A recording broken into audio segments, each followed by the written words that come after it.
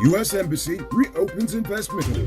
Fire leaves millions in damage at the Georgetown Public Hospital. $1 million phone card bandits caught. And another year and still no public procurement commission.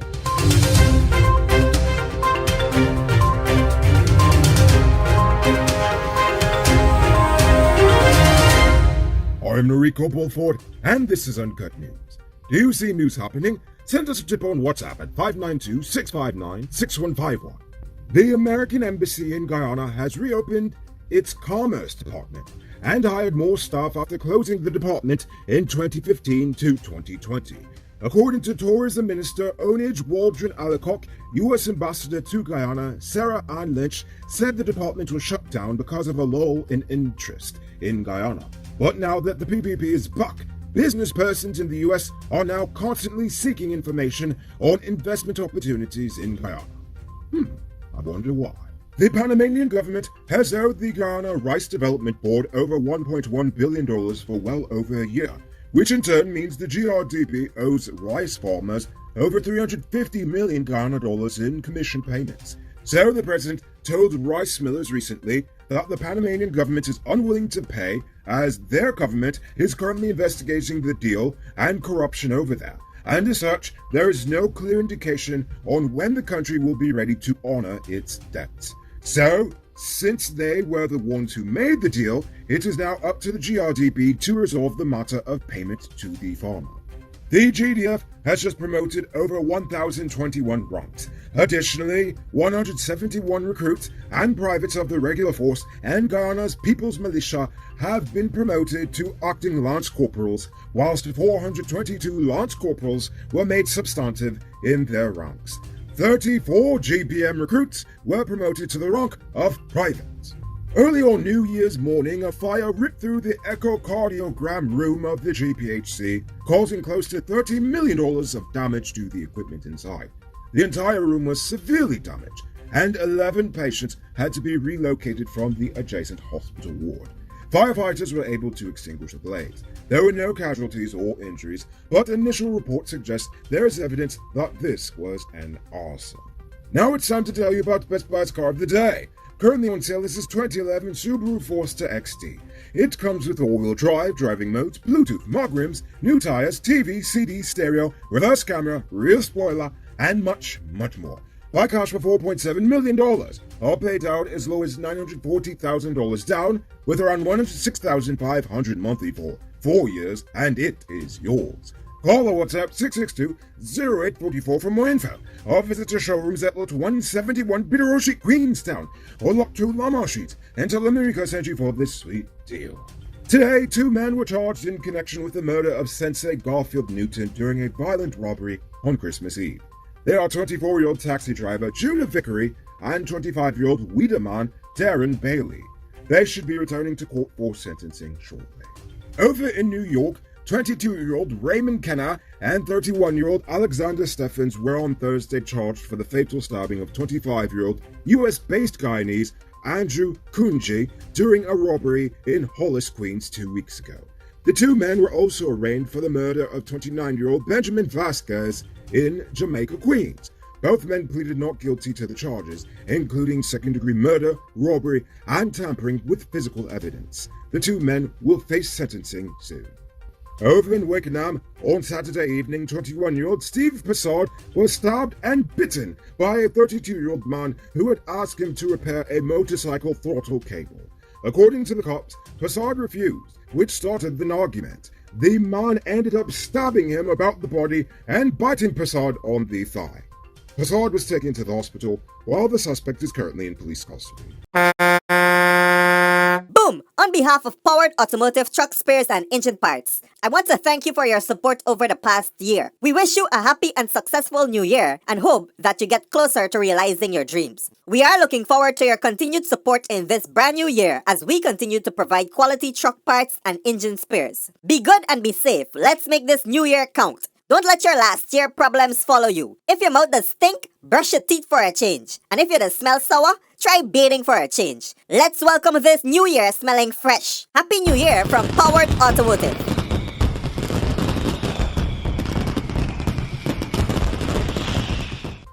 2 suspected bandits were caught in the backlands of Lima Sands in Region 2 after they robbed a businessman from charity of over $4.8 million in cash and $3.5 million in phone calls at his house on Saturday. According to the cops, the men tied up the businessman, known only as Sanchara, and his wife before escaping with the stolen goods. Sanchara, however, freed himself and chopped one of the men before being chopped by the other, and they were able to flee the scene. He's currently in the hospital in stable condition. Once alerted of the crime, the police as well as neighbors in the area led a search party for the men, finding them hours later in the backdams. The stolen items were recovered, while the suspects remain in custody pending charges. It's now time for today's Runner Report.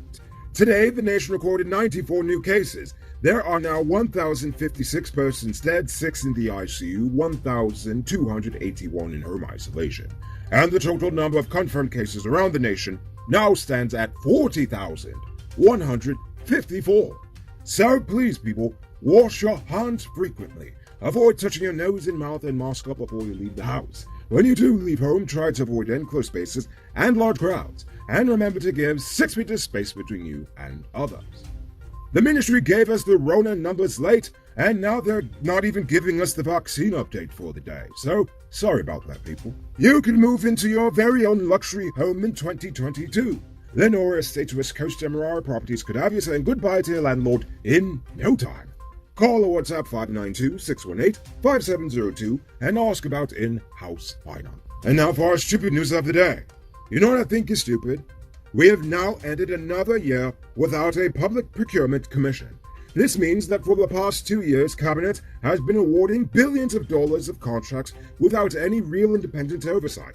Established in 2016, the PPC monitors public procurement to ensure that the procurement of goods, services, and the execution of works are conducted in accordance with the law and relevant policy guidelines. Now, it might seem mundane, but it is arguably one of the best decisions the coalition ever made, as such measures are important for democracy. Transparency, as well as checks and balances, are what makes democracy strong, as it doesn't allow one branch of government too much power. In a democracy, the executive branch should only act as the brain of the government, but without an outside entity to assess the worthiness and value of each major contract signed, then the cabinet basically acts as the brain, the arms, the wallet, the pocketbook, and basically everything in between.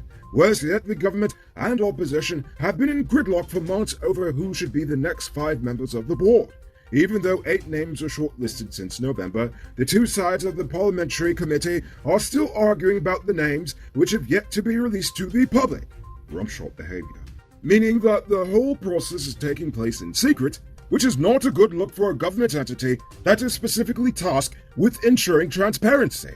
This is all to say that if we the people are expecting to get any shred of value for our tax dollars, then we're really going to have to come up with a system that actually makes sense for the whole selection process, as well as, well, everything involved in this. Because if you ask me, the current one is pretty stupid. Moving on to our Uncut News Views Poll question of the day.